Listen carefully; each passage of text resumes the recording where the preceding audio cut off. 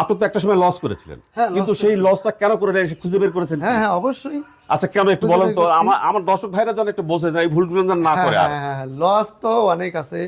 আমি প্রথমে যখন শিখছি, একটা ডাক্তার, হুম একজন ডাক্তার নিতে গেলে আমার প্রতি হুম একটা ফুল আটকে গেল, সেখানে টাকা দেওয়া লাগে 500 টাকা, 1000 টাকা ডাক্তার আসলে দেওয়াই লাগে। হুম আচ্ছা, আমি প্রথমের দিকে এই জিনিসগুলো বুঝতে পারিনি।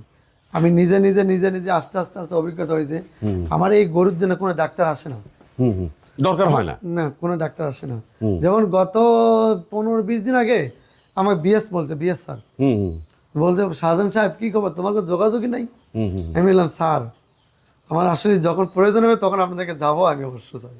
স্যার আমাকে বলতে, স্যার ভালো, হুম আসলে স্যারেরা অনেক ভালো, তাদের কাছে আমি পরামর্শ পাইছি, তাদের পরামর্শ নেই, হয়তো ফোন করে নিয়ে পরামর্শ নিয়ে আর কি কাজ করি। আমি প্রথমে লস খাওয়ার কারণ, আমি প্রথমে তো ফার্ম করার পরে ষাঁড় গরু ছিল, ষাঁড় গরু কেনার পরে গরু কিনছিলাম 80,000 টাকা দিয়ে, হুম 1.5 মাস 2 মাস খাওয়াইছি 20,000 টাকা, খাওয়ানোর পর গরুটা ল্যাম্পি ধরে গেল, গরুটা বিক্রি করলাম 60,000 70,000 টাকা, হুম।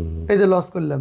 এইভাবে প্রথমে কিছু লস হয়েছে, আর কিছু গরু মারা গেছে আমার, আচ্ছা আচ্ছা 4টা গরু মারা গেছে, মারা যাওয়ার পর লস করছি, সব মিলে 14 লাখ টাকার মতো লস করছি আর কি।